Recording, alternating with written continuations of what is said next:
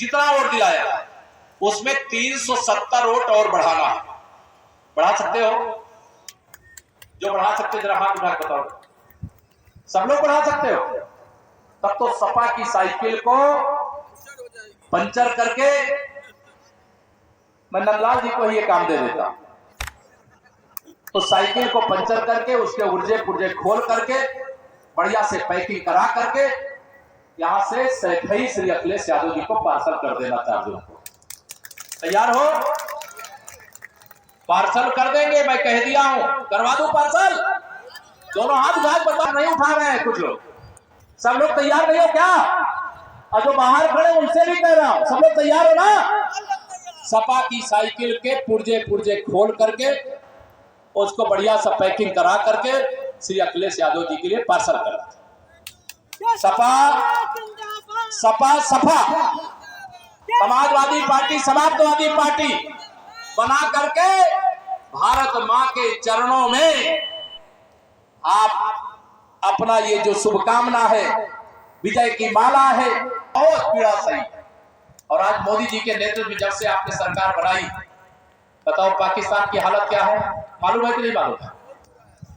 पहले कश्मीर मांगता था, आजकल भीख मांग रहा है कि नहीं मांग रहा? मोदी जी के नेतृत्व में सरकार बन गई तो पाकिस्तान वाले राहुल गांधी का प्रचार कर रहे हैं कि नहीं कर रहे हैं? बताओ। वहां के बड़े बड़े मंत्री कह रहे हैं राहुल गांधी और कांग्रेस पार्टी पाकिस्तान के लिए अच्छी पार्टी है, और कांग्रेस पार्टी के साथी समाजवादी पार्टी है। समाजवादी पार्टी तो सिमी के आतंकवादियों का मुकदमा वापस लिया, हाई कोर्ट से उनको फांसी की सजा सुनाई गई। इनके सांसद कौन होते थे? इनके विधायक कौन होते थे? अतीक अहमद होते थे, मुख्तार अंसारी जैसे लोग होते थे। भारतीय जनता पार्टी सुशासन और विकास की गारंटी देती है। मोदी जी सबके जीवन को खुशहाल बनाने की गारंटी देते हैं। इसलिए मैं आप सबसे बहुत सारी बातें नहीं करूंगा। ये समाजवादी पार्टी जो एक तरह से अपराधियों को पैदा करने की फैक्ट्री है, भ्रष्टाचारियों को पैदा करने की फैक्ट्री है, गुंडों को पैदा करने की फैक्ट्री है, इस पर सदा के लिए ताला लगा दीजिए। लगा दोगे? लगा दोगे? या रिक्की कौल जी प्रत्याशी हो सकता है सबके यहां 1 जून तक न पहुंच पाए, तो प्रत्याशी कौन रहेगा? कौन रहेगा? हाथ उठा के बताओ जरा। आपको अपने अपने बूथ पे प्रत्याशी की भूमिका में रहना। और माननीय नरेंद्र मोदी जी ने यह भी कहा है कि जहां पर मैं नहीं पहुंच पा रहा हूं वहां पर लोगों से कहना कि मैं ही उनका प्रत्याशी हूं, मुझे ही उनको वोट देना। रिक्की कौल जी को आप लोग वोट दोगे तो सीधा प्रधानमंत्री मोदी जी के पास पहुंचेगा। तमाम दुष्प्रचार करने वाले आए, कहेंगे लोकतंत्र खतरे में है, कहेंगे संविधान खतरे में। कह रहे हैं कि नहीं? आजकल कह रहे हैं। आप लोग जान लेना, ना लोकतंत्र को खतरा है ना संविधान को खतरा है। माननीय नरेंद्र मोदी जी जब आपने देश की सत्ता सौंप दिया है, तो अगर खतरा है तो श्री राहुल गांधी जी की राजनीति को खतरा है, राजनीतिक भविष्य को खतरा है, राजनीतिक अस्तित्व को खतरा है। अब तो बगल में बिहार भी है। बिहार में सम्राट चंद्रगुप्त मौर्य के वंशज के रूप में हमारे सम्राट चौधरी जी वहां डिप्टी सीएम है। मालूम है कि नहीं? आप लोग मालूम? इधर हरियाणा चले जाओ तो वहां नायक सिंह सैनी जी अभी हरियाणा के मुख्यमंत्री बनाए गए हैं। जरा मध्य प्रदेश चले जाओ तो मध्य प्रदेश में हमारे डॉक्टर मोहन सिंह यादव जी वहां पर मुख्यमंत्री बनाए गए हैं। अगर आप राजस्थान चले जाओ तो हमारे भजन लाल शर्मा जी बनाए गए कार्यकर्ता। विष्णुदेव साय जी आपके बगल में। झारखंड तो ये छत्तीसगढ़ तो जुड़ा हुआ है, और अभी झारखंड में भी 14 की 14 लोकसभा सीटें भारतीय जनता पार्टी जीत रही। मैं गया था झारखंड में, मेरी 3-4 सभाएं हो चुकी। आप लोगों को खबर जल्दी आ जाती होगी। बिहार वाली, झारखंड वाली, छत्तीसगढ़ वाली आती है कि नहीं आती है? तो उधर कमल खिल रहा है कि नहीं खिल रहा? बताओ। हमारे जो गठबंधन के साथी हैं, भाजपा के जो प्रत्याशी हैं, सब भारी अंतर से जीत रहे। आज मैं यही कहने आया हूं, हमारा एक ही मंत्र, बढ़ाओ जीत का अंतर। यह लक्ष्य लेकर मोदी जी पर भरोसा है कि नहीं? सब दोनों हाथ उठा के बता, भरोसा है ना? तो मैं आप सब लोगों को आज यहां पर यह निवेदन करूंगा, घर घर में खुशहाली पहुंचे, बस इतना फर्ज निभा देना, बाकी सब मोदी कर देंगे। तुम कब प्लेट का बटन दबा दोगे? दोनों हाथ उठाओ, जरा बताओ। मोदी जी ने एक बात और कही, 2014 में जब मोदी जी को आपने देश का प्रधानमंत्री बनाया, बहुत समस्याएं थी देश में, बहुत सारी समस्याओं का मोदी जी ने समाधान कर दिया। अभी भी बहुत सारी समस्याएं हैं जिनका समाधान करना बाकी, लेकिन दो बड़े विषय, एक अयोध्या में रामलला की जन्मभूमि पर 500 साल बाद भव्य मंदिर का निर्माण, अगर माननीय नरेंद्र मोदी जी को आपने प्रधानमंत्री नहीं बनाया होता तो क्या रामलला अपने जन्म स्थान पर आ पाते? क्या दोनों हाथ उठा बताओ, आ पाते क्या? अब ये विरोधी लोग जो वोट बैंक की राजनीति करते हैं, जो तुष्टीकरण की राजनीति करते हैं, वो भाषण दिलवाते हैं अपने नेताओं से, कहते हैं वोट जिहाद करो, वोट जिहाद करो। और इनके मन में जो पाप भरा है वह भी मैं आपके साथ शेयर करना चाहता हूं। जब 30 अक्टूबर 90 को एक कार सेवक के रूप में यहां मंच पर भी कई लोग बैठे हैं और केशव प्रसाद भी उसमें से एक है, हम लोग अयोध्या गए थे, राम भक्त निहत्थे थे, राम भक्तों पर गोली चलाई गई थी, याद है कि भूल गया? किसकी सरकार थी? समाजवादी पार्टी की सरकार।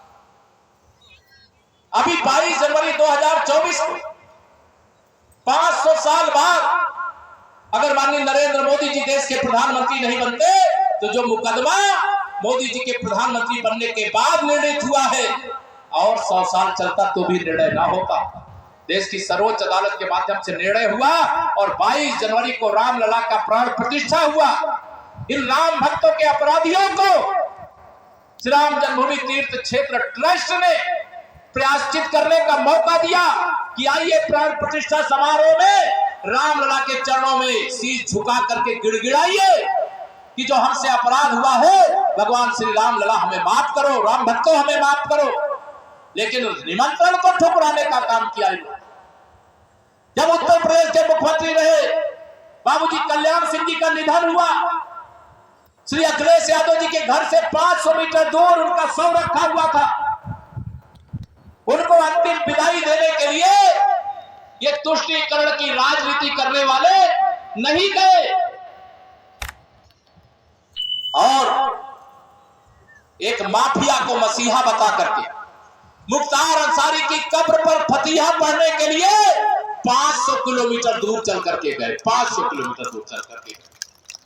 जिन्होंने रामलला का निमंत्रण ठुकराया, उन्हें ठुकराना चाहिए कि नहीं ठुकराना चाहिए? ठुकराना चाहिए कि नहीं ठुकराना चाहिए? आप सबको मैं अपील करके जा रहा हूं, माननीय प्रधानमंत्री मोदी जी ने आप सबको प्रणाम कहा है, राम राम कहा है, अभिवादन किया, कहा है कि मेरी ओर से कह देना 2024 की इस लोकसभा चुनाव में मैंने जम्मू कश्मीर से 370 जो हटाने का वादा किया था वो हटा दिया है और आतंकवाद का सदा सदा के लिए अंत कर दिया है। अब आतंकवादियों से मुकदमे वापस लेने की जरूरत नहीं है, उनको सीधा कब्रिस्तान में पहुंचाने की जरूरत है। वह पहुंचाने का काम किया, सर्जिकल स्ट्राइक करके किया, एयर स्ट्राइक करके। चार के दलदल में डूबा हुआ है, उन सबको जेल जाने का खतरा है, इसलिए झूठ का सहारा ले रहा है। झूठ का सहारा लेने वालों को आपको वैसे जवाब देना है जैसे आजकल भारत की सेना गोली का जवाब घोड़ा से देती है, ईंट का जवाब पत्थर से देती है, आतंकवादी हमले का जवाब सर्जिकल स्ट्राइक और एयर स्ट्राइक करके देने का काम करते हैं। और हमारा कैप्टन अभिनंदन जब पाकिस्तान के अंदर घुस करके पाकिस्तान को मारता है और गलती से हमारा विमान दुर्घटनाग्रस्त हो जाता है, हमारा कैप्टन पाकिस्तान की धरती पर गिर जाता है और मोदी जी का एक फोन पाकिस्तान के शासकों को जाता है, मेरा कैप्टन अभिनंदन तुम्हारी धरती पर तुम्हें मारते मारते विमान दुर्घटनाग्रस्त हो गया था, गिर गया है, वापस करो 48 घंटे के अंदर। अगर नहीं वापस करेंगे तो मोदी जी ने कहा विश्व के मानचित्र पर दुनिया के सभी देश होंगे लेकिन एक देश नहीं होगा जिसका पाकिस्तान नाम है। यह कहने वाला 56 इंच के सीने वाला प्रधानमंत्री आपने बनाया है। जब एक गरीब माँ बाप का बेटा देश का प्रधानमंत्री बनता है तो गरीब का कोई नुकसान नहीं होने देता, देश का कोई नुकसान नहीं होने देता। हम जिस पार्टी के कार्यकर्ता हैं उसका एक मंत्र है, एक ही लक्ष्य है, हमारे लिए सबसे पहले हमारा देश है, फिर हमारा दल है, फिर हमारे यहाँ व्यक्ति है। इस लक्ष्य को लेकर के हमारी पार्टी में काम किया जाता है। आप सबसे निवेदन है 2024 के या लोकसभा चुनाव देश को 5 साल नहीं 100 साल आगे ले जाने वाला चुनाव है, गरीब को अमीर बनाने वाला चुनाव है, 3 करोड़ हमारी महिलाओं को लखपति दीदी बनाने वाला चुनाव है, नौजवानों के लिए रोजगार का अंबार लगाने वाला चुनाव है। कोई भूखा इस देश में ना सोवे उसकी गारंटी वाला ये चुनाव है। हर घर तक पीने का पानी नल से जल पहुंचे, सांसद जी विधायक जी के पास आपको हैंड पंप ना मांगना पड़े, यह वह चुनाव है। 14 करोड़ घरों तक नल से जल पहुंचाने का काम हो चुका है, हर खेत तक सिंचाई का पानी पहुंचे, ये मोदी की गारंटी वाला चुनाव है। जो आप सोच रहे होंगे कि ये होना चाहिए, वह सब पूरा करने का संकल्प मोदी जी ने लिया है। उस संकल्प को सफल बनाने का अधिकार आपके पास है। आपको केवल एक कष्ट उठाना है, 1 जून को अपने मतदान केंद्र पर जाना है, कप प्लेट के सामने वाली बटन दबाना है, पता चलेगा सोनभद्र के किसी गरीब को पक्का घर मिल जाएगा, उसके जीवन के दुख दूर हो जाएंगे, कोई बीमार है तो उसका इलाज हो जाएगा, उसकी जो समस्या है उनका समाधान हो जाएगा।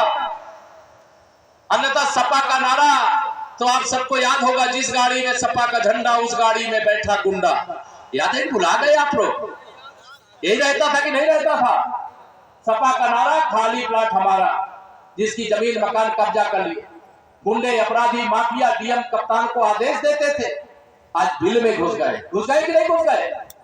आज कोई गुंडाई कर सकता है क्या? सभी क्षेत्र की माफियागिरी का अंत करने का संकल्प लेकर के 2024 के चुनाव के मैदान में आए हैं। आप सबका आशीर्वाद मांगते हैं। बातें बहुत हैं, मैं घड़ी देख रहा हूं आगे बढ़ रही है, मेरा प्रयागराज में भी कार्यक्रम है। मैं आप सबसे इतना ही निवेदन करूंगा, आने वाली 1 जून को जाइएगा सब कुछ भूल, याद रखिएगा कप प्लेट और नरेंद्र मोदी जी को। यह मैं आप सबसे अपील करूंगा, या सोनभद्र लोकसभा के लिए भी, और जो हमारी दुद्धि है ना, दुद्धि विधानसभा श्रवण जी को, वहां पर कमल के फूल पर, लोकसभा में कप प्लेट पर वोट दे करके भारी मतों से विजयी बनाने का काम करेंगे। इतना ही निवेदन करके दूंगा अपनी वाणी को विराम। जरा दोनों हाथ उठा करके बोलिए जय श्री राम, जय श्री राम, भारत माता की। बहुत बहुत धन्यवाद।